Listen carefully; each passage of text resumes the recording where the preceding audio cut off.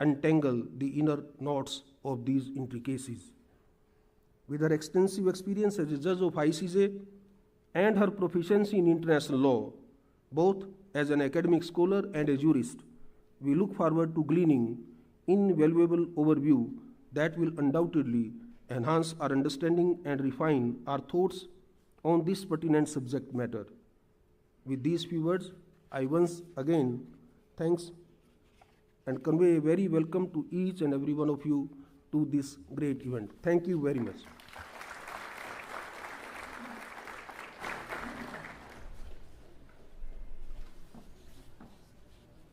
Thank you, sir. I would now like to call upon Dr. Justice D.Y. Chandrachud, Chief Justice of India, to kindly share his thoughts with us.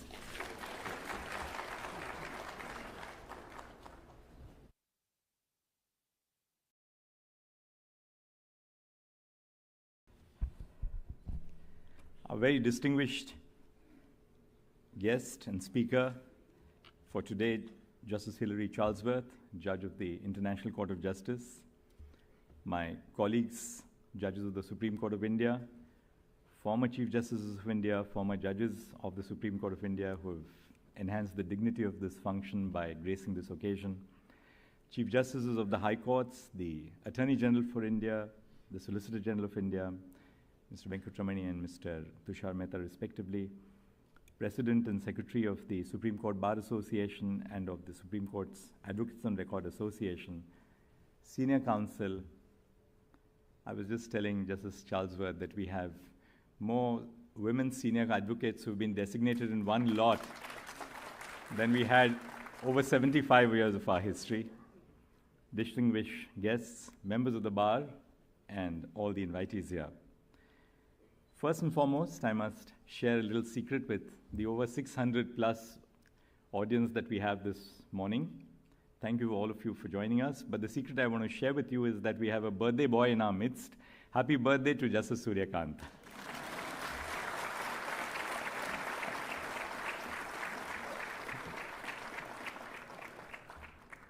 It is indeed a moment of honor for me to join Brother Justice Suryakant and all of you in welcoming to the Supreme Court Justice Hilary Charlesworth, a judge of the International Court of Justice, an esteemed scholar, a pioneering feminist thinker, and most importantly, a dear old friend.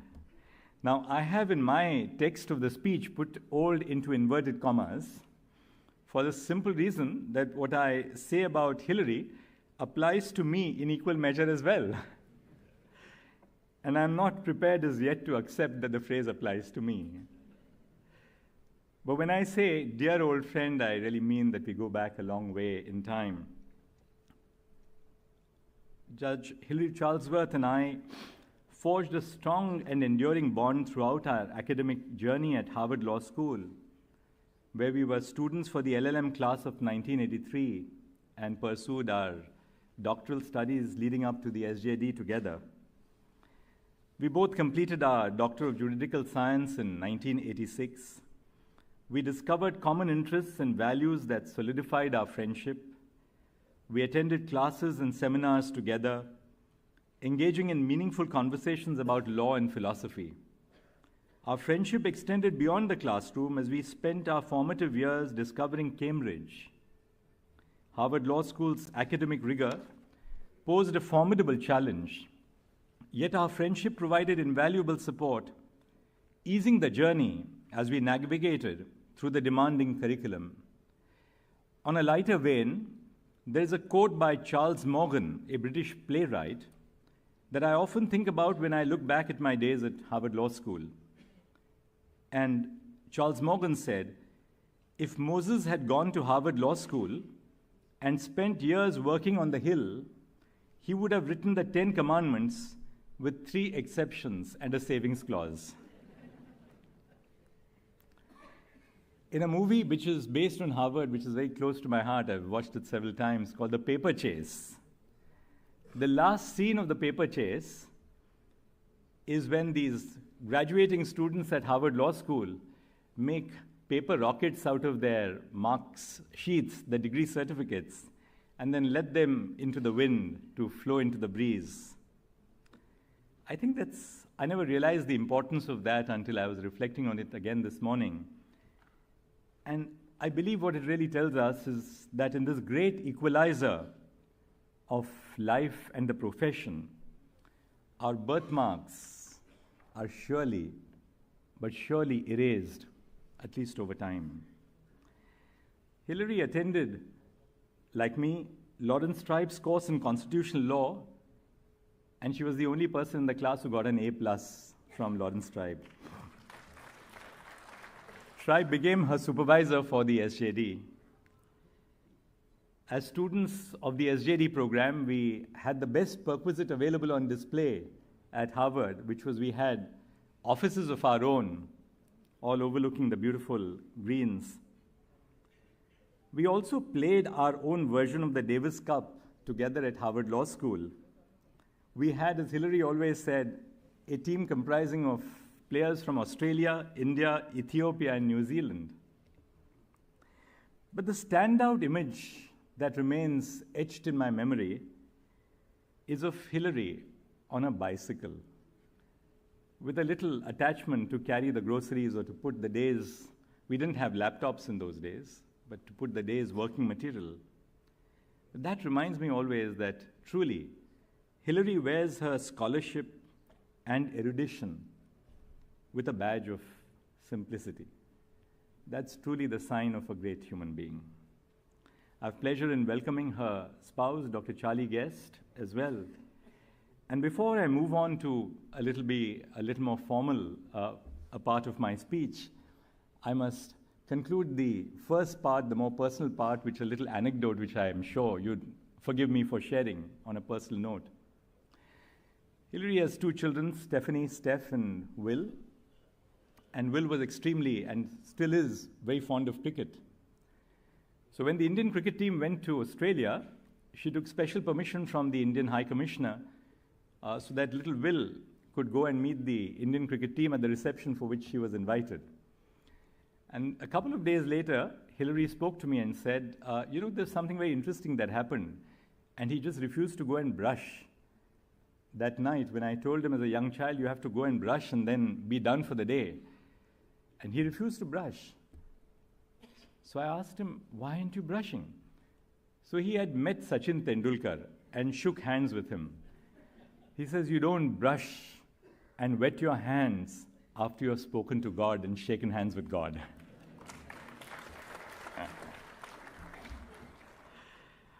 Well, so much for a few personal things.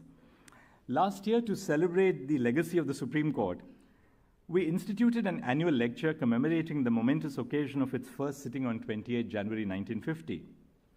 For the first edition, we were honored to host Justice Sundaresh Menon, the Chief Justice of the Supreme Court of Singapore. This year marks a special year. It is a momentous occasion in the history of the Supreme Court and our nation. The Supreme Court of India has entered the 75th year of its inception. No one better than a judge and a scholar with years of experience and a profound understanding of the law could aptly capture the significance of this milestone. Thank you for graciously accepting our invitation, Justice Charlesworth. At Harvard, Justice Charlesworth worked on her dissertation on constitutional law from the North American and Australian perspective, while I labored over my work on affirmative action in India in the context of comparative law and jurisprudence. As we both toiled over our dissertations, we engaged with the law, but were also compelled to navigate the dichotomous yet intricate relationship between the law and politics. The theme Judge Charlesworth has selected for our lecture today, International Court of Justice, a legal forum in a political environment, is to say the least interesting and topical. It is, of course, of contemporary relevance in view of the unprecedented growth in the docket of contentious cases before the International Court of Justice. Notably, however, the theme for today's lecture also reflects a question that is fundamental to the law and legal systems, both domestic and international. The International Court of Justice held its opening session on 18 April 1946 a time when approximately a third of the world's population, including Indians, lived under colonial rule or in non-self-governing territories. As the International Court of Justice celebrated 75 years of its inception in 2021, its then president, Joan Donoghue, recognized that there has been a significant change in the composition of the court since its inception, which has impacted the functioning of the court and the diversity of cases which it is called upon to adjudicate. Today, there are 193 United Nations member states. The existence of a diverse member states community has had a tangible influence in the kind of cases that the ICJ is faced with today. It no longer deals with only questions of convention or border disputes or whaling. Not only has there been an increase in the number of cases brought before the court, the subject matter of the cases has also seen a sea change. Various nations are calling on the court to determine issues of human rights, including questions about the Genocide Convention, as we saw recently, and the Convention on Torture. In this way, the change in global politics has been crucial in shaping the transformation of the ICJ as well. It reflects the deep interplay between politics, power, and the law. Similarly, the institution of the Supreme Court of India in 1950, which we have gathered to commemorate, was also a moment that marked political and social transformation. It cannot be viewed, our founding moment cannot be viewed as divorced from the political realities of its time. The sitting of the Supreme Court for the first time echoed the aspirations of a nascent country, burdened by the legacy of colonial rule and entrenched social stratification, yet equipped with a transformative, progressive, and foresighted constitution. Over the years, the Supreme Court has embodied these aspirations by crafting a vast body of jurisprudence aimed at liberating India from its colonial past and fostering the groundwork for social transformation. In this journey, the apex court of the nation has emerged as a product of the interplay between the polity, societal aspirations, and the law. At this moment, it is important to emphasize that diversity and representation is crucial not only for rectifying historical injustices, but also for enriching the decision-making capacity of our courts. The evolving representation of nation-states before the ICJ has notably challenged its historically monocultural and Eurocentric outlook. Likewise, integrating gender diversity within the courts would substantially broaden the spectrum of perspectives, leading to more comprehensive and equitable decisions. In her book, Boundaries of the Law, Justice Charlesworth notes that in 1999, when she completed writing the first edition, international law was in a period of renaissance that was marked by the end of the Cold War between the West and the Soviet bloc, the dismantling of the Berlin Wall in 1989, which appeared to have freed international law from its political shackles. The United Nations Security Council had begun to create new institutions and adopt new thematic agendas, such as the protection of civilians and children in armed conflict. Yet, there are times that the new world order, as she tells us, may not necessarily improve the lives of women. And she says, widespread violence against civilians, including violence targeting women and girls, accompanied the new wars and ethno-nationalisms in, among others, Somalia, Rwanda, Haiti, and the Balkans.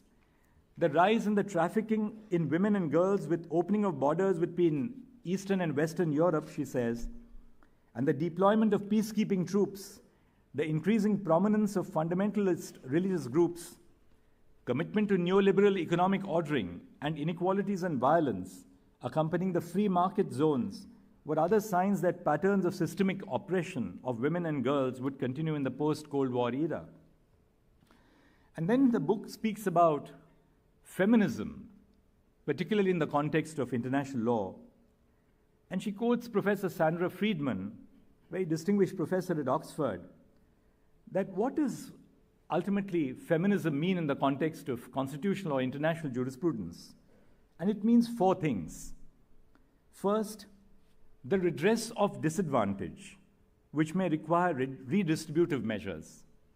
Second, recognition of the prejudice, stereotyping, and violence that are caused by inequality.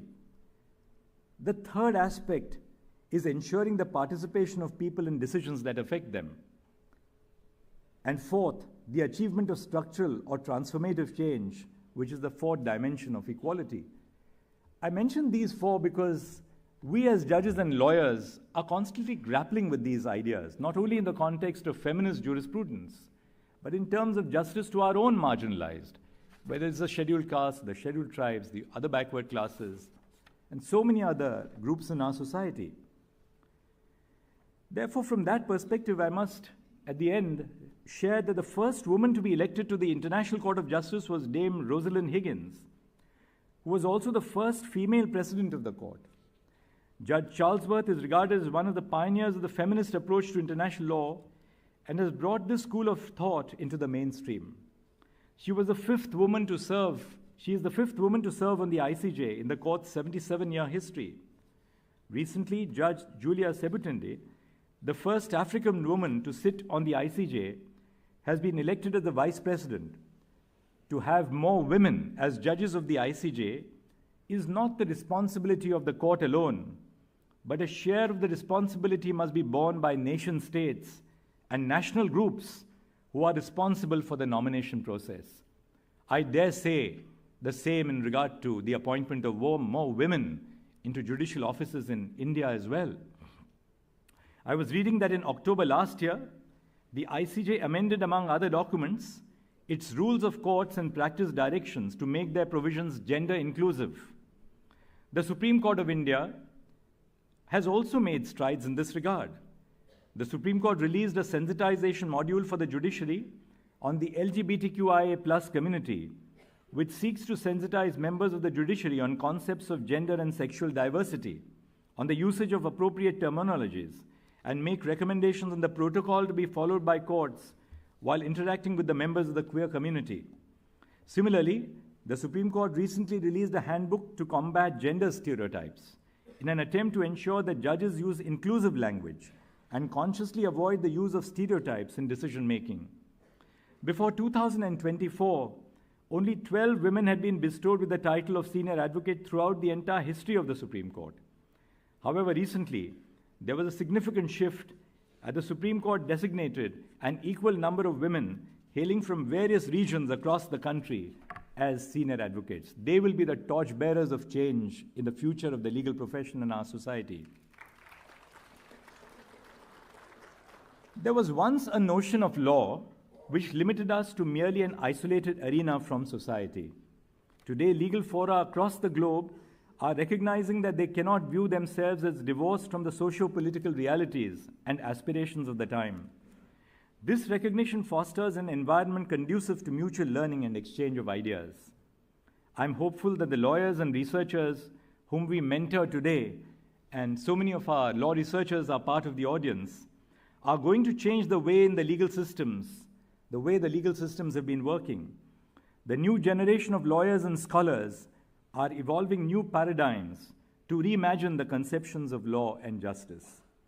I'm optimistic that the interaction with Judge Charlesworth will not only benefit the Supreme Court of India to learn from and engage with the International Court of Justice in the years ahead, but will inspire the young minds in the audience to reflect on finding solutions to the numerous challenges affecting the globe and our time.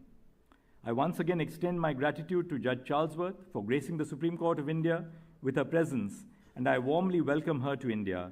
And now I yield the floor to her for the highly anticipated lecture. Thank you.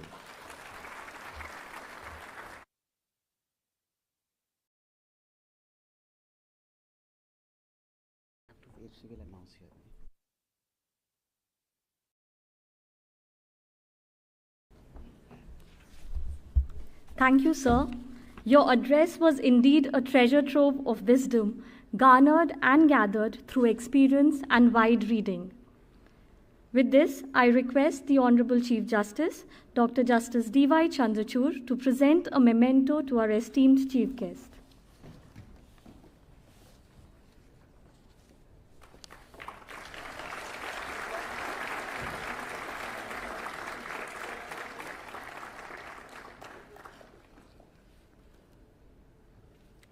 it is time now to hear our chief guest for the day, Her Excellency Ms. Hilary Charlesworth, whose exceptional body of work in the areas of international human rights and international humanitarian law, feminist legal theory, and gender equality has not only shaped the academic discourse, but also shed light on the complexities and nuances of myriad forms of discrimination. Through her work, she has challenged the deeply ingrained societal norms and highlighted the urgent need for transformational change by dismantling oppressive structures. Through her work, she has opened places of inclusivity and empowerment. With this, I request our erudite chief guest to kindly address this august gathering, who are so eager to hear from her.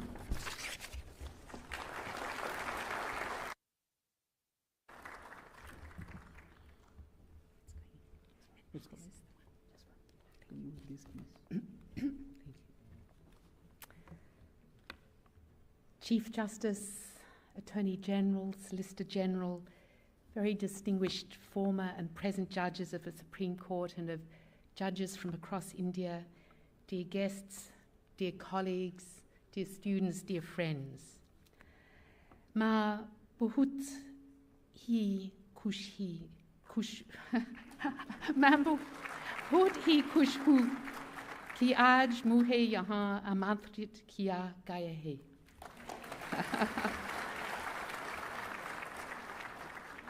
It's indeed a really great honor to have been invited to deliver this second lecture to celebrate, to mark the anniversary of the foundation of the Supreme Court of India.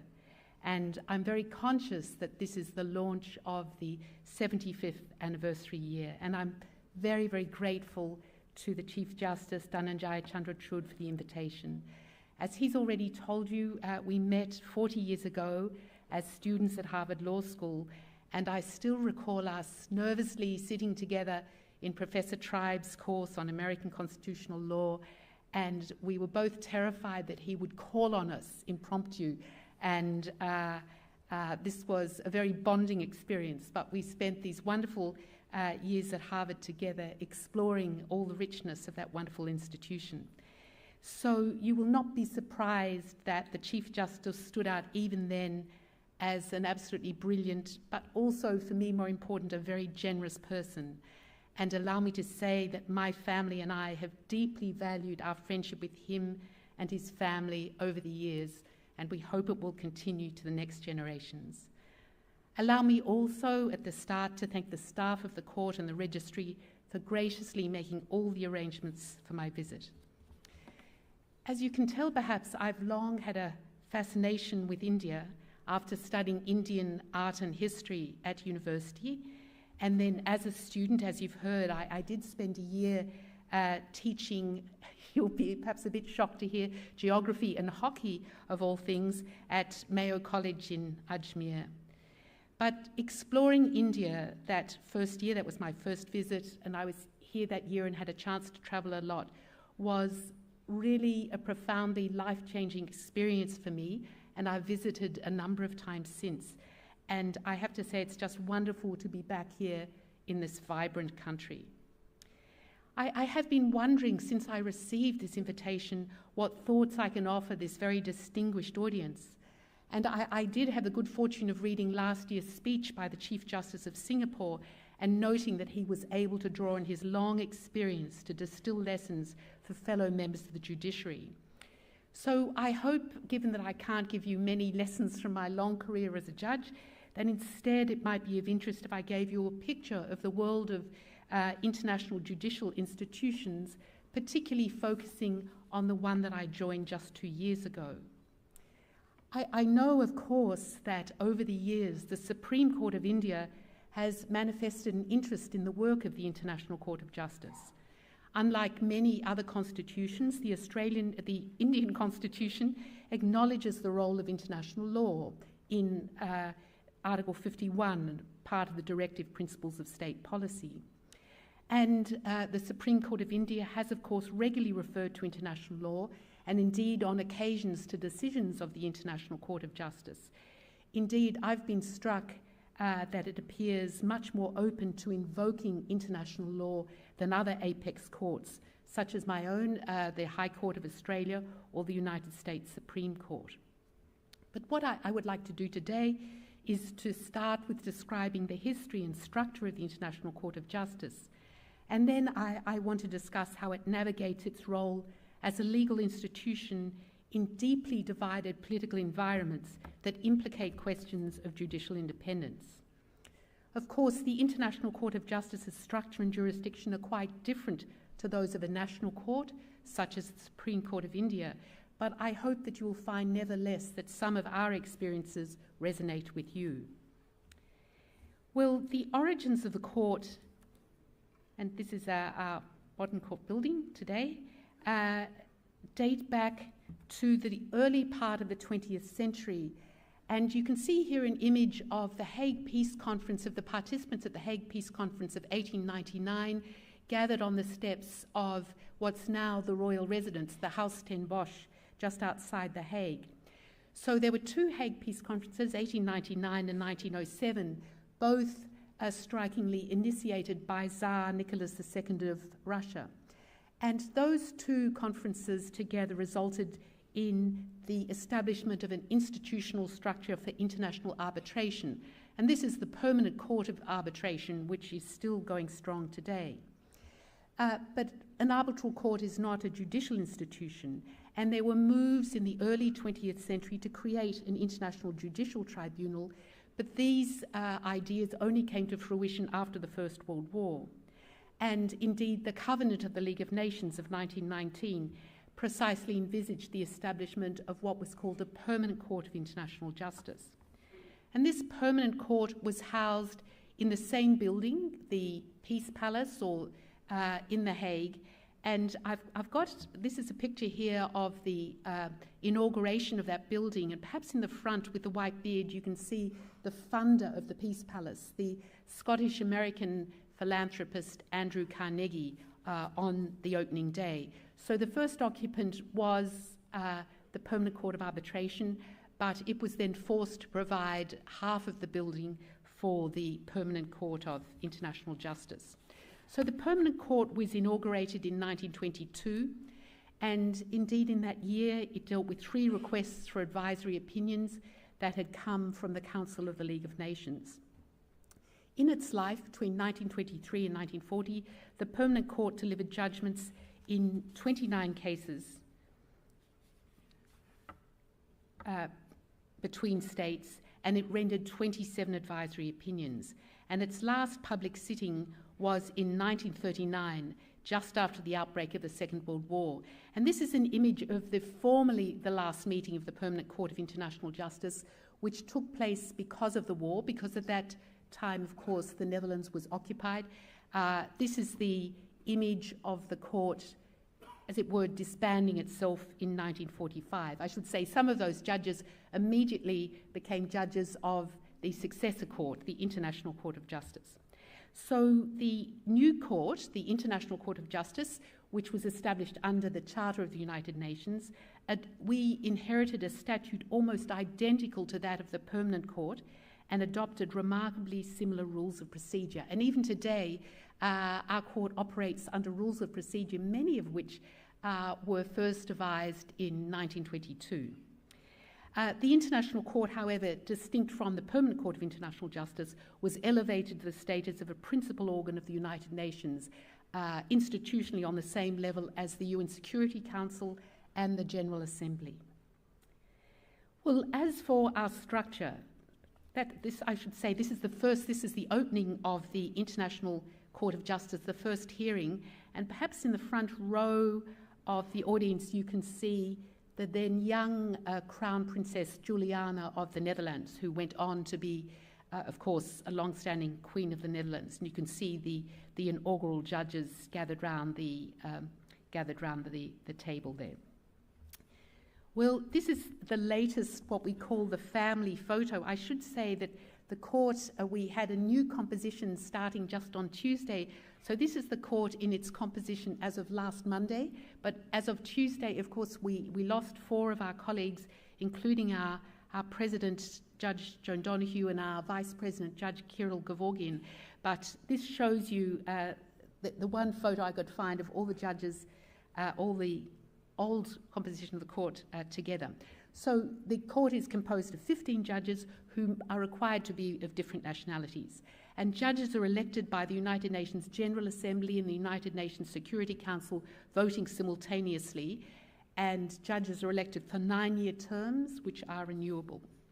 The court's statute, and I quote from it, mandates representation of the main forms of civilization and of the principal legal systems of the world in the court as a whole. And how that's translated in practice is that requirement is observed in an informal regional allocation of the 15 seats. There has also been a tradition that the 5 permanent members of the Security Council always have a national on the court. This was so until 6 years ago, when the United Kingdom famously, I think I don't need to remind Indians, lost its seat on the court, and in the most recent judicial elections in November last year, Russia, as it were, lost its seat on the court. So there are 3 permanent members of the Security Council still have judges on the court. So we can't really refer to that as a long-standing tradition anymore. The statute doesn't refer to gender representation, unlike, for example, the Rome Statute of the International Criminal Court. And I think overall the International Court of Justice has a poor record in attention to gender balance. In almost 8 decades, just 6 women have been elected to the court, while 109 men have been elected at the same time. Today, with our President Joan Donoghue has been the new American judge, Professor Sarah Cleveland, has joined us. So we are still 4 women and 11 men. You will be aware that a former member of the Supreme Court of India, Judge Dalvir Bhandari, we call him judge at the court. I'm aware that he would be justice here, but he's Judge Bhandari at the moment, is a current member of the court. Other distinguished judges from India include B.N. Rao, one of the architects, I need not tell you, of the Indian Constitution. He was elected to the court in late 1951, but sadly died before he even completed 2 years in office. Perhaps the longest serving Indian jurist that we've had on the court is Judge Nagendra Singh, who sat on the court for 15 years in the 1970s and 80s. And he also served as the court's vice president and then president. And as president, he presided over perhaps one of the most significant cases in the court's history, the Nicaragua case, and I'll come back to that case. Every day I walk past this statue of Nagendra Singh, Judge Nagendra Singh, because if you're president at the court, you are allowed to choose either a sculpture or a portrait. And so the sculptures are displayed in the judge's wing. So I feel, although of course I never knew him, but I feel I see Judge Nagendra Singh every day with this splendid bronze portrait. Another Indian judge on the court, Raghunandan Swarup Pathak, who was appointed when he was elected to the court when he was Chief Justice of the Supreme Court, and he finished Nagendra Singh after Nagendra Singh's death in 1988. The court invariably sits with all of its 15 members. The statute of the court, it's true, contemplates the formation of specialist chambers to hear particular cases, but that course has, surprising to me, it's been very, very rarely invoked. It's at the discretion of parties to call on the court to constitute a smaller bench. So almost invariably, we sit in the composition of all 15 judges. If there's no judge of the nationality of a state party to a dispute on the bench, that state may appoint a judge ad hoc for that case. So in some cases, we have 16 or even 17 judges. In 3 out of the 6 cases involving India during the court's 8 decades, there was no Indian judge already on the bench, and so various distinguished Indian jurists were appointed as judges ad hoc. So one was the former Chief Justice of the Bombay High Court, M.C. Chagla, who was ad hoc judge in the Rites of Passage case, the case brought by Portugal against India in the late 1950s. Judge Nagendra Singh, he was also, before his election to the bench, He served as judge ad hoc in a case India brought against Pakistan relating to the jurisdiction of the ICJ Council. And Supreme Court Justice B.P. Jeevan Reddy was appointed ad hoc judge in a case that Pakistan brought against India, the aerial incident of the 10th of August 1999. So that's the membership of the court. What about jurisdiction? In its contentious jurisdiction, the court deals only with disputes between states. So unlike the International Criminal Court, we never see individuals as such in the court. They are never before us as individuals in the court. All 193 members of the United Nations are automatically parties to the court statute, but that doesn't necessarily mean that they accept the court's jurisdiction. There was some discussion whether the court should have compulsory jurisdiction during the drafting of the UN Charter at the San Francisco Conference in 1945. And that position, the court having compulsory jurisdiction, was certainly championed by smaller states such as Australia and New Zealand. But ultimately, the view of the United States, the Soviet Union, and the United Kingdom prevailed, and that was that jurisdiction should be voluntary, and that's the situation today. So there are three distinct ways by which cases can come before the court. First of all, it's possible for states to enter into a special agreement to submit a dispute to the court. And we have a nice example of one such case currently on our docket, and this is where the Caribbean coast neighbours of Guatemala and Belize have agreed to submit a territorial dispute to the court. So that's one route, and that's in fact the easiest route because one knows there will be no challenges to jurisdiction or admissibility. But a second route is when both states are parties to a treaty that grants the court jurisdiction to decide disputes between treaty parties. And examples of such treaties that have such a jurisdictional clause include the Genocide Convention, and of course it was precisely Article 9 of the Genocide Convention that was invoked by South Africa in its recent case against Israel. There is the Convention on the Elimination of Racial Discrimination that also has a jurisdictional clause, the Convention on the Elimination of All Forms of Discrimination against Women, and the Convention Against Torture. So the court at the moment has a number of cases that are based on such clauses. There are two brought against Russia by Ukraine on the basis of a range of different treaties. There's a well-known case that the Gambia has brought against Myanmar on the basis of the Genocide Convention. There are cases between Armenia and Azerbaijan. Each country has got cases against each other based on the Racial Discrimination Convention, and a case brought by Canada and the Netherlands against Syria based on the Convention Against Torture. So that's the second method, jurisdictional clauses in treaties. But a third method by which states manifest consent is by making a standing declaration accepting the compulsory jurisdiction of the court. So just over a third of the 193 members of the United Nations have done this. And Australia, my country of nationality, has, and India, of course, also has accepted the court's compulsory jurisdiction right since the inception of the court. I do note, however, that no other member of the BRICS grouping has done so. And strikingly, only one of the permanent members of the Security Council, the United Kingdom, has such a declaration in force. The most recent declaration comes from Canada in August 2023. Many of these declarations, however, are accompanied by broad reservations which constrain the court's jurisdiction. So to give you an example, Australia's current declaration excludes inter alia all maritime delimitation disputes. And for its part, the Indian declaration, which was revised in 2019, excludes 11 categories of dispute, including disputes with states that are or have been members of the Commonwealth, and also, and I'm quoting, disputes in regard to matters which are essentially within the domestic jurisprudence of the Republic of India, end of quote.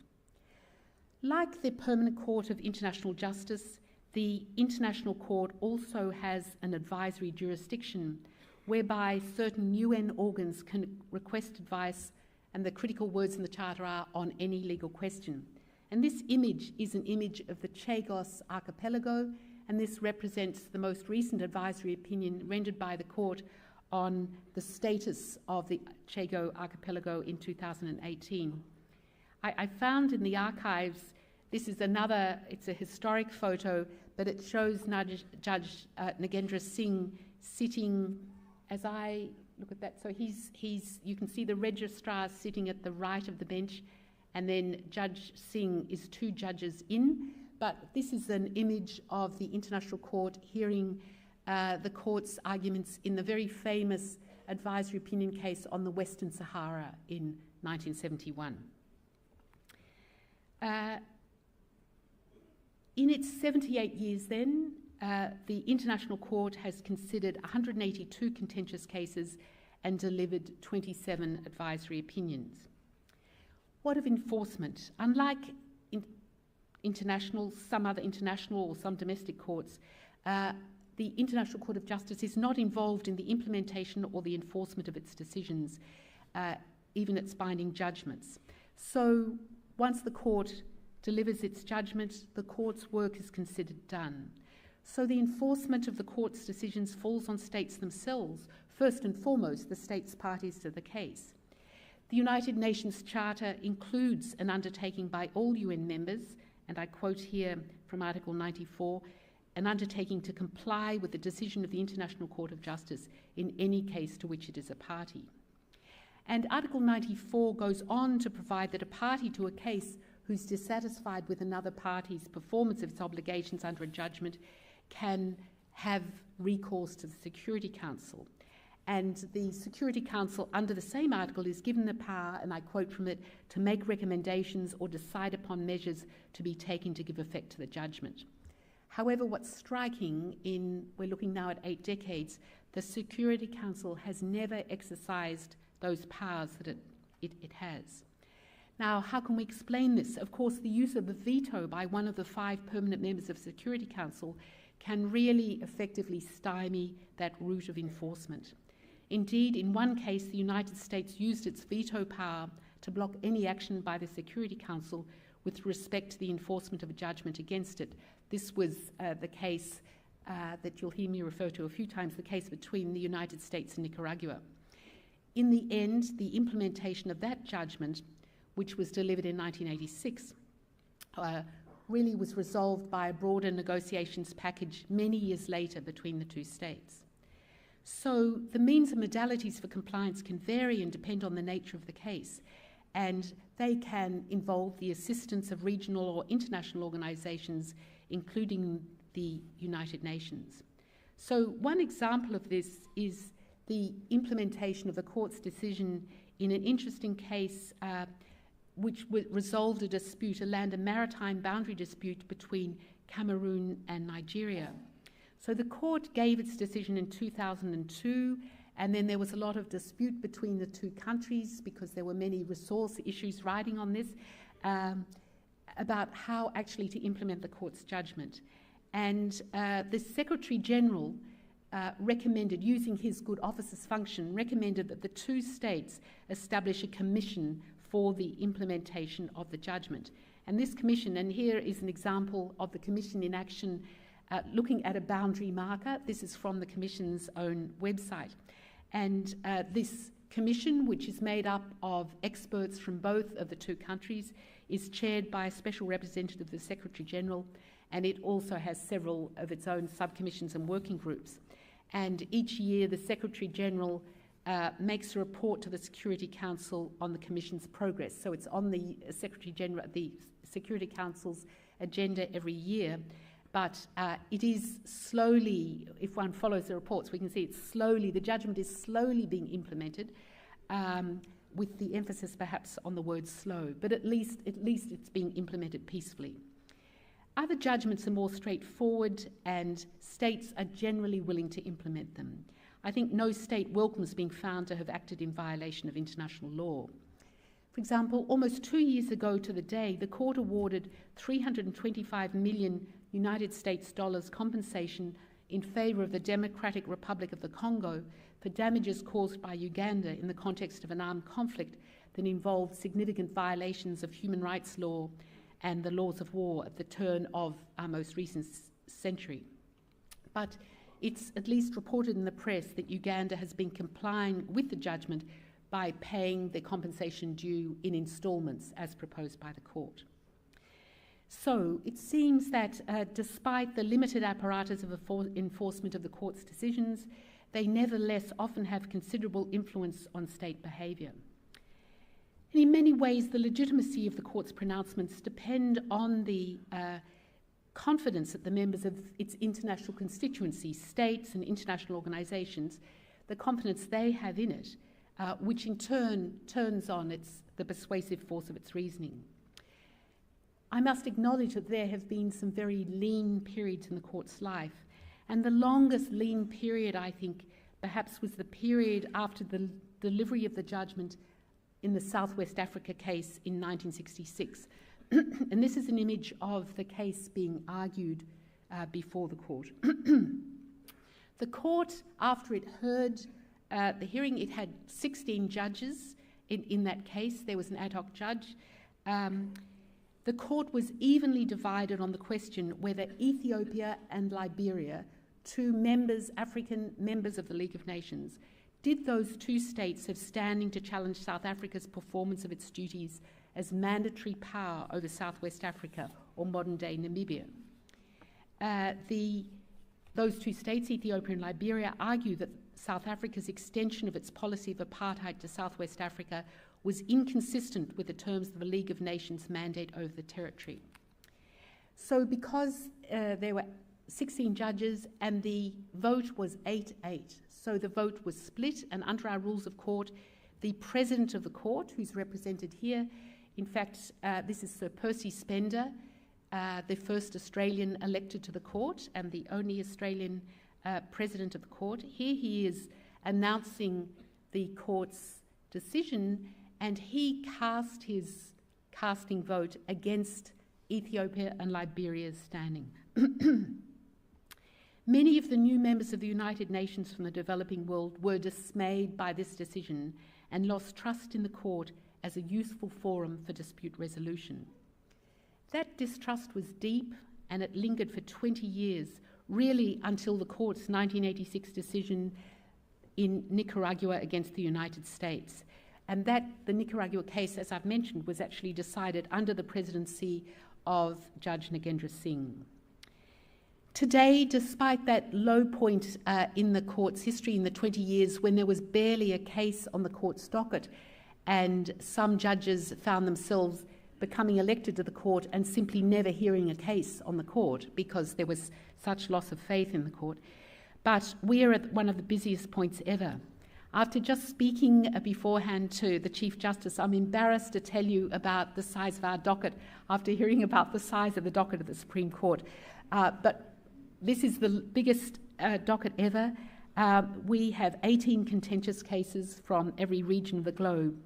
The cases range from land and maritime boundary disputes to, as I've mentioned, allegations of race discrimination and genocide.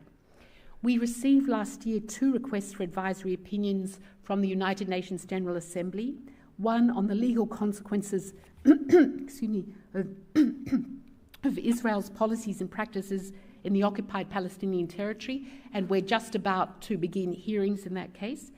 And the second one was on the international legal obligations in relation to climate change. And then in September, the International Labour Organization requested from the court an urgent advisory opinion on whether one of its conventions enshrines the right to strike. So for the court, this is a historic number of cases to have on its docket at one time, and it does suggest at the international level that the court has a groundswell of respect and authority in the international community. Perhaps paradoxically, deep international political divisions that have hampered diplomacy in the work of the Security Council appear to have made the court more appealing as a forum for dispute resolution. And yet, despite this apparent success, the court has also attracted a great deal of criticism over the years. One strand of criticism that I'll focus on now is that international law operates in an intensely political context, and that its principles are more the product of politics than true law. On this argument, international judges are often taken out of the purely legal realm, and they're called on to make political decisions. This criticism isn't peculiar, of course, to international law. In several domestic jurisdictions, including Australia, it's sometimes argued that the courts, especially the appellate courts, should keep at arm's length a category of questions that are incapable of legal decision, questions that are deemed non-justiciable. Then, as now, international adjudication has always been premised on the consent of sovereign states. Thank you. Thank you very much. Agreeing to submit their disputes to a third-party arbiter. So the argument in international law runs that some disputes are politically sensitive, and the disputes touching on the vital interests, or sometimes it's called the honour of the state, are simply too important to be left in the hands of international judges. So the idea is that the role for courts such as the International Court, that they should simply occupy themselves with technical cases such as land and maritime boundary disputes. But what's technical and what's an issue of policy? The inherently subjective, if not self-judging character of that sort of argument is evident. But beyond that, the argument rests on a purported distinction between the realm of politics and the realm of law. Politics and law are not different provinces of social organisation. Rather, I see them as different lenses through which to observe social experience. And so every relationship, including every conflict between states, can be approached through a legal perspective, much as every relationship and conflict between individuals can. As with relationships between individuals, it may be more or less useful to approach a given relationship between states through a legal lens, but that doesn't make it impossible, nor inevitably futile. Of course, this isn't to say that law can provide the only angle on a relationship or a conflict. Being one of multiple lenses, law will hardly ever offer a perfect image, but it provides an important thread in a fabric of regulation that can be woven with threads of politics, economy, history, public opinion and culture to influence behaviour. In its practice, the International Court has affirmed that it may, indeed it must, decide the legal aspects of disputes that are properly submitted to it. And it has held that any dispute framed in legal terms is essentially a legal dispute.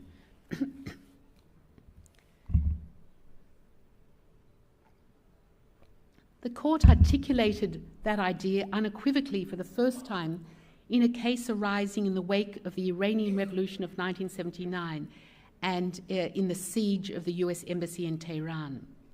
So, with its nationals still taken hostage, the United States resorted to the court, complaining that Iran was breaching the inviolability of diplomatic premises and the immunity of diplomatic and consular staff. Iran responded in turn that this act should be seen against the United States' decade-long interventionist policy in Iran's domestic affairs. So even though the relations between the two states were extremely tense, the court did not shy away from this dispute, and it held that its constitutive instruments did not contemplate, and I quote from the court's judgment, decline to take cognizance of one aspect of the dispute merely because that dispute has other aspects, however important, end of quote. Of course, sometimes that decision has been explained as simply a political move by a Western-leaning court, then presided over by a British judge. After all, it said this was the same court that had fairly recently decided not to grant Ethiopia and Liberia standing in the South West Africa case. Yet it was not long after the case by the United States against Iran that the court applied exactly the same principle against the United States itself. The Caribbean country, the Central American country of Nicaragua, brought a case in 1984 against the United States, complaining about its interventionist policies, its funding of guerrilla groups and so on in that country. And the United States, when it was brought by the court before it, the United States made the argument that the court should not rule on this case. It's a case that's susceptible only to political resolution. It's one that's not susceptible to legal resolution. And indeed, the United States argued it would be counterproductive to the political resolution of the dispute between the parties if the court gave an opinion in the matter. Well, the court gave very short shrift to the United States argument, acting consistently with its decision. And here is Judge Nagendra Singh presiding in that case. And the court said that its role was to decide legal questions, even if they form part of a broader political dispute. In 2017, India found itself in a situation comparable to that of the United States in its case against Iran, or Nicaragua in its case against the United States. Kulbhushan Sudhir Jadhav, an Indian national, had been sentenced to death by a Pakistani military court on counts of espionage and terrorism. So here is a picture of the Indian team in the Great Hall of Justice. And India relied on the same convention that the United States had in its case against Iran, the Vienna Convention on Consular Relations. India claimed that Mr. Jadhav was denied his right to consular assistance by its state of nationality. And the court certainly agreed with that argument. Now, of course, it's obvious that the court's judgment didn't resolve all tensions between India and Pakistan, but at least it provided a resolution, a legal resolution, to an acute problem dividing them. So let me then move on to independence of judges. The political context in which the International Court of Justice inevitably operates, because we're the United Nations' primary judicial body, this gives rise to a second form of criticism that relates to the independence of judges.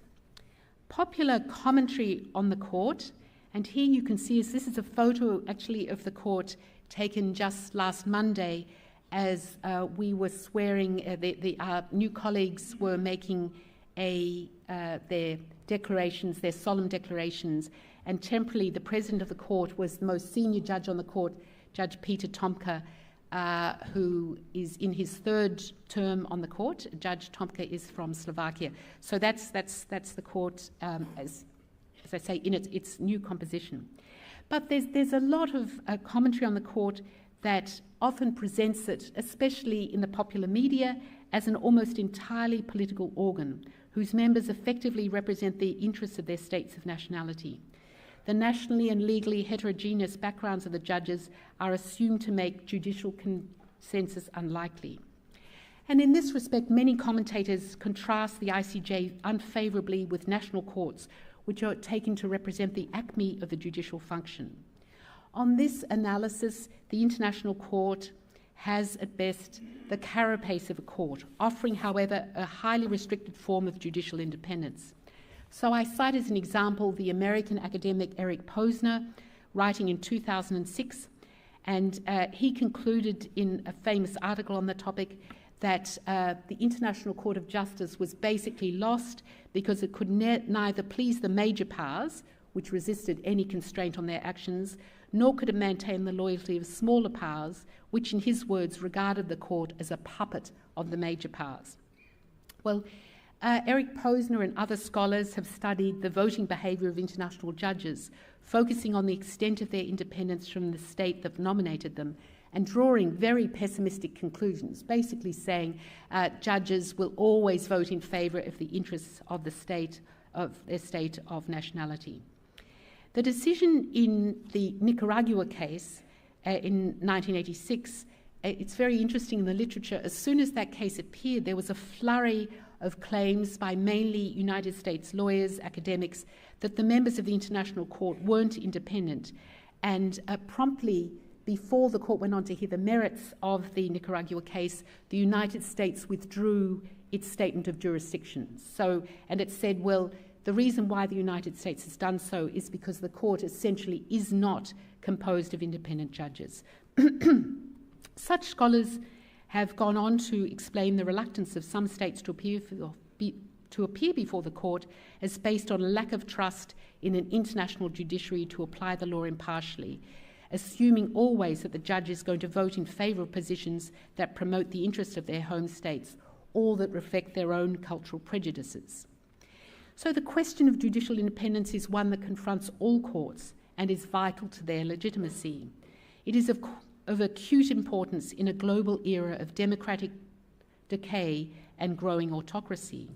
And I was very struck by the fact that Chief Justice Chandrachud emphasised the centrality of judicial independence in his wonderful address that he gave at the ceremonial sitting of the court just 2 weeks ago. But what does judicial independence mean in an international context? And what I struck in preparing for this talk is how little reflection there is on this question in the scholarly literature. So students of international law, this will be a wonderful question for a PhD thesis. The court statute describes the court, and I quote, as a body of independent judges elected regardless of their nationality from among persons of high moral character and legal competence. And the new judges, and you can see them actually standing to make their solemn declarations in this photo, the solemn declaration is one to perform their duties and exercise their powers as judge. The 4 words are honourably, faithfully, impartially and conscientiously. And there are several provisions in the court's institutional framework that seek to preserve the impartiality of judges, that is, their absence of bias in favour of one party. So, for example, the court's statute forbids judges to participate in cases in which they've previously been involved in a different capacity, such as counsel for one of the parties. On occasion, this principle has been applied very rigorously. For example, B.N. Rao, the distinguished Indian jurist who I mentioned earlier, was the Indian ambassador in the Security Council at the time it was called on by the United Kingdom to consider whether Iran was failing to comply with an interim injunction or a provisional measure that the court had issued in a pending case between the UK and Iraq. When B.N. Rao then was elected to the court shortly afterwards in 1951, he decided himself that he should not participate in the court's deliberations in subsequent phases of the case between the 2 countries. So he clearly had a very high standard there of impartiality. But I see independence as different from impartiality. It's aimed at eliminating not any preconception that judges may have, which I take to be impartiality, but rather any non-legal considerations that might affect a judge's reasoning and cloud their judgment. Independence as freedom from any source of extra-legal pressure is a trait to be ensured not only by each judge individually, but also by the judicial institution as a collective. At the same time, of course, guarantees of independence must not shield judges from accountability, and that's often a fine balance. In this regard, we can see in the International Court of Justice's basic documents rules that are frequently found in domestic and international judiciaries. The incompatibility of the judicial function with any other profession, notably political or administrative functions, the impossibility of removing a judge save by a unanimous decision of the court itself, and judicial immunity. The value of other rules and practices in safeguarding judicial independence is less obvious, and it may sometimes depend on a domestic legal heritage. On this point, an international institution such as the International Court of Justice brings to the fore various and potentially diverging, indeed clashing conceptions of independence, and it tries to accommodate them. Take, for example, the rule concerning the secrecy of deliberations and voting. It's fairly uncontroversial in most systems that judicial deliberations should be secret, but what about voting? Our court, the International Court Statute, is silent. To a common lawyer, it may seem obvious that the judgment could, indeed should, indicate the way in which each individual judge voted in the operative clause of the court's decision. The fact that the International Court Statute explicitly gives judges the right to append individual opinions seems to point in the same direction. But on the other hand, it's been argued, especially by those from a civil law tradition, that to identify the individual judge's votes not only undermines the authority of the judgment, but that it also exposes those judges to real or perceived pressure to vote in a particular way. For more than 50 years, the practice of the ICJ and its predecessor was not to indicate the way in which each judge voted, and it was only in 1978 that the court amended its rules so that now its decisions also indicate the names of the judges constituting the majority. All of these guarantees may indeed protect a judge from immediate attempts at manipulating her, but there are, of course, more subtle forms of influence. For example, there are no limits to re-election at the International Court of Justice. So a judge who's facing re-election in the near future may, theoretically, be tempted to modify her views to align them with influential elector states. For that reason, several judges, including the recently retired President of the Court, Joan Donoghue, have proposed a single non-renewable term for International Court of Justice judges. She suggested in her recent address to the Sixth Committee of the General Assembly, perhaps there could be a single term of perhaps 12 rather than 9 years. Non-renewable terms are already the rule in various other international courts, and they've been recommended by the Institute of International Law, the oldest learned society of international law. Such a reform would, of course, require amendment of the court's statute, which is not in the hands of the court itself. Nonetheless, the court has adopted a series of decisions, as well as some informal practices that set limits to the invitations or decorations that judges may receive and to their participation in external activities, in arbitrations, and so on. To conclude then, assertions of lack of independence are regularly made about judges who staff international judicial institutions such as the International Court of Justice. Almost all disputes and requests that arrive at the court have a clear political context, and some observers are keen to question the court's ability to resolve such issues on the basis of law. And yet, in my view, I think the court has largely, overall, managed to adjudicate the legal aspects of politically sensitive disputes with integrity. Judicial independence is critical to the operation of legal institutions, particularly in volatile political contexts such as the international sphere. But its content is not easy to pin down. At the international level, where a diversity of judicial backgrounds is vital, judicial independence, the idea of judicial independence, must accommodate intellectual, social, cultural, and national differences. I think it's important to develop more sophisticated accounts of judicial independence than simply tracking vote patterns, with all due respect to those who engage in that research. The United Nations Special Rapporteur on the Independence of Judges and Lawyers has recently identified some current challenges to judicial independence in national legal systems that I think apply also to the international level. These challenges include disinformation that's spread online harassment and threats, and also the misuse of artificial intelligence. The Special Rapporteur also emphasises the composition of the judiciary as a critical element of judicial independence, noting, these are her words, the importance of participation in the judiciary articulated for those who commonly experience discrimination, including women, members of minority groups marginalised, for example, because of their ethnicity, race or sexuality, or persons with disabilities. I think judicial independence is a field where the international judiciary, of which I'm a member, has much to learn from the practice of national courts. Our two courts, the Supreme Court of India and the International Court of Justice, while very different, I note that we're of a very similar age. You're going into your 75th year, we're going into our 78th year. We're slightly you're elder there.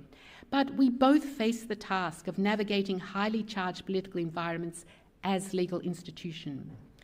The international judiciary, I think, can draw inspiration from the Supreme Court of India's distinguished history of independence and innovation. What is also really impressive to me is the Supreme Court's courageous capacity for introspection, which, to quote the Chief Justice's recent talk at the ceremonial sitting, and I quote from him, "Introspection is the art of bringing the seemingly unattainable within the line of vision." This, it seems to me, is a vital quality, introspection, for true judicial independence. Chief Justice, let me congratulate the Supreme Court on its foundation day, on its anniversary year, and I wish it a rich and rewarding future. Aap sabika bahod dhanyavad.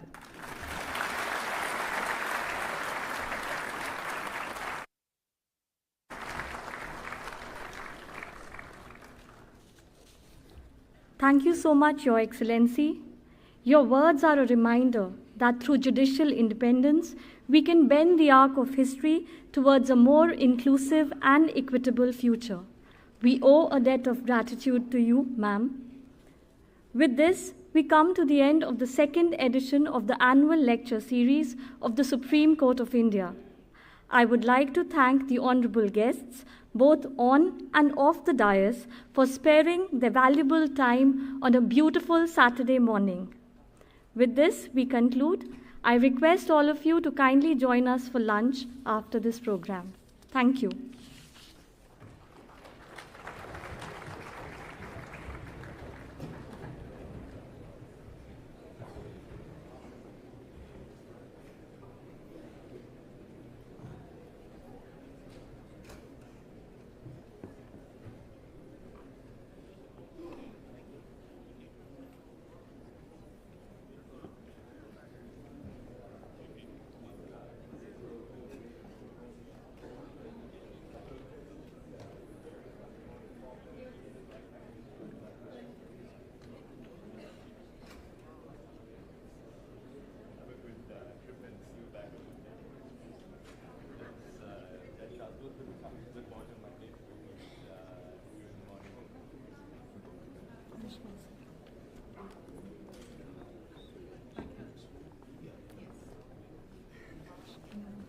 There's a very lovely expressway which, Harshita, thank you very much.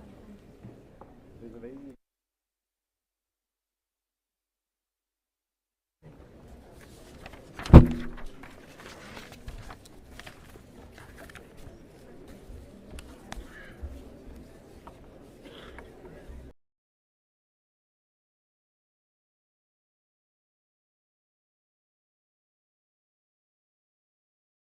Unfortunate part of Pakistan is the military rules the nation. In the olden days, they used to say the 3 A's which are ruling Pakistan: America, Allah and Army. Pakistan Army was considered the savior of Pakistan. The only army in the world which has lost all the wars it has fought so far. I still remember people telling me, Toba, Toba, Toba, Toba, Toba. जो गुर्बत है वहाँ पे. So they now know the reality of Pakistan occupied Kashmir and Kashmiri people under the rule of Punjabi Muslims. You know, it's not important to die for your country. It's more important that you make the other person die for his country. To make sure my nation wins. Problem Pakistan is facing is the ego, the military. That हम तो हिंदुस्तान के साथ हम व्यापार नहीं करेंगे. When G20 is happening, I am very sure everything will go peaceful. But Pakistan as a rogue nation will not stop at anything to discredit India. The whole ecosystem was surviving on terrorism. They were not bothered किसका बच्चा मरता है, किसका बच्चा नहीं मरता है. They were only bothered that this thing should continue so that they remain relevant. Ma'am उन सब की दुकान बंद हो गई. Suddenly one fine morning on 5th of August 2019, shutter down. Namaste, Jai Hind. Welcome to another edition of ANI Podcast with Smita Prakash. Today I have with me Lieutenant General Dhillon. He is no stranger to the podcast. Thank you, sir, for being part of this show. If you haven't seen a podcast that I've had earlier with General Dhillon, he was one of the first guests on the show. And we had a very interesting conversation. His book was just about to come out then. And if you haven't read the book, please do read the book. If you haven't seen the earlier show, please do see the earlier show. We talked about his life and his career, his very illustrious career that he's led in the Indian Army. Now Lieutenant General is retired and leading a supposedly relaxed life, but not really. And do follow him on social media. He is very active on Twitter. We talked in the earlier episode about Kashmir, about his life there, about security situation. Today, General Saab, I want to talk to you about the situation in Pakistan, its impact that it could have on national security in India and this region. There's one section of our polity, of those who watch national security, who are thrilled with what's happening there and feel that Pakistan deserves this after all that they've done, after all that the Pakistan army has done to India, the implosion that is happening in the civil-military relationship, good that it's happening. There's another section which feels that hold your horses, it's not all that great because it could have a negative impact on India too. So with all the experience that you have had commanding forces in our borders, keeping our borders safe. Could you tell me what is your reading of this? Thank you, ma'am. And it's an honor again to be on podcast with you. Talking about Pakistan. Ma'am, Pakistan, like we all know, is an enigma. And a lot of people who talk about Pakistan, who observe Pakistan, who read Pakistan, they have their own views, as very rightly expressed by you. But as a person, I would like to believe a stable neighborhood, a peaceful neighborhood, a progressive neighborhood, and a very, very friendly neighborhood is in everyone's interest, may it be a mohalla, may it be a nation. Having said that, you use the words like Pakistan probably deserved it and things like that. Yes, ma'am, they have their internal issues. They have been a rogue state in the region. They have transported terror. They have transported narcotics. They have killed the generations in their neighborhood by terror and narcotics. In return, they also have suffered.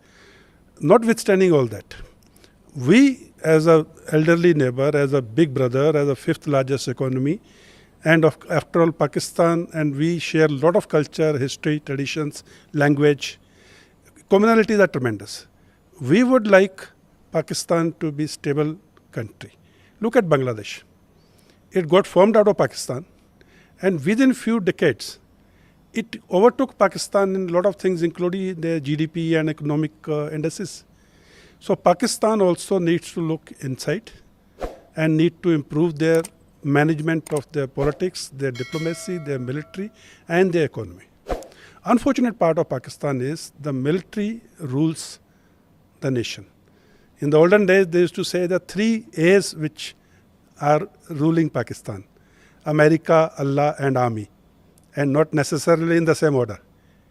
So the order of priority for these 3 A's keeps shifting. But what's happening in Pakistan now, with Mr. Imran Khan having been removed, Mr. Shahbaz Sharif having come in, Imran Khan arrested for a short while, he is likely to be arrested again. Then Mr. Fawad Chaudhry running out of his vehicle. Imagine a leader, the PTI workers, who protested in support of their leader Imran Khan when he was arrested. Thousands of them are in jail. And Mr. Fawad Chaudhry, another big mouth in PTI, who used to talk about Kashmir and who used to talk about jihad and talk about leadership and leading the men. He ran away when his own followers and all party men are in the jail. He does not want to go to jail himself, but only wants his men to go to jail. Same is true for Pakistan as a nation. All the military leaders, all the politicians, all the children are studying abroad. They don't want them to get into jihad. They want a common Pakistani son to die in Kashmir. They want a common Kashmiri son to die in Kashmir. And they want common innocent civilians to die in Kashmir. So this state is actually going down the drain. I always say there are 4 pillars on which you sort of rate a nation's standing: economy, diplomacy, politics, and military. Economy, we all know what state Pakistan is in, the type of debts and the CPEC money which they have to return. Diplomacy, no one stood with Pakistan even when Article 370 was abrogated. So much to talk about their diplomacy. Their politics, we just discussed what's happening, and their military. This is for the first time in Pakistan, a new chapter has been written. Till now, we were only limited to ye jo dahshat gardi hai, iske piche vardi hai. Now today, they are actually attacking the military installations. They are attacking the residences. They are attacking the military people. So this type of a thing to happen in a country like Pakistan, where military rules with an iron fist, was unheard of. Going and attacking the corps commander's house, somehow the homes of anybody used to be sacrosanct, especially of the army, even in our own country, and especially of the army in Pakistan, used to be a zone that nobody ever went into. Absolutely. For them to attack that, and then when we saw the visuals, वहाँ से मोर चुरा के लेके जा रहे हैं, वहाँ से strawberry निकल रही है, all those things which are coming out has made the people very angry that this is the kind of luxurious lives that Pakistan army was leading or their generals were leading, while the people were suffering for, बिजली एक दिन आ रही है, 10 दिन में, पानी नहीं है, आटे की किल्लत है. So this is the kind of, disparity between the army and the common people.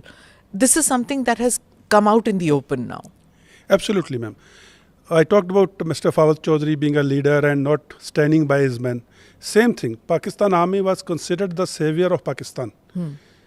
The only army in the world which has lost all the wars it has fought so far.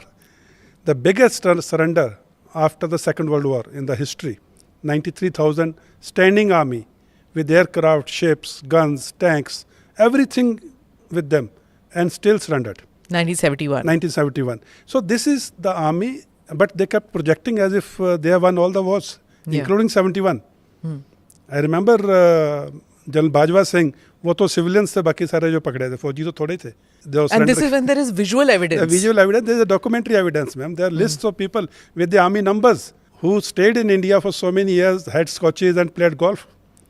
So, in spite of all this, they told their people, they even told their people they won the Kargil war, when they did not even claim the dead bodies of their soldiers. So, when that type of image was there, they was considered to be saviors. And when normal Pakistani, as you very rightly said, is crying for atta, is crying for water, is crying for bijli, pani, and normal rozmara ki cheezein. And when they walk into a corps commander's house, and they see deep freezers full of strawberries and kormas and lawns, sprawling lawns with pigeons and peacocks and what have you. And swimming pools. And so then they realized, the common public realized, ये तो हमारे मसीहा बन के दिखाई देते थे. असल में तो ये मसीहा नहीं है. They have been looting the Pakistan country. Look at the pizza chains abroad. So all those things have now come out in the open, and thanks to the social media, thanks to the internet, thanks to the connected world, the truth is in front of the public now. So the 3 A's that you talked about, which, it used to be something that people would joke about, but there was a truth to it. So all 3 A's betrayed Pakistan, you feel? Or should a country or should a people of a country not rely on an outside factor? You should अपनी क्षमता पे विश्वास रखना चाहिए. We became independent in the same time.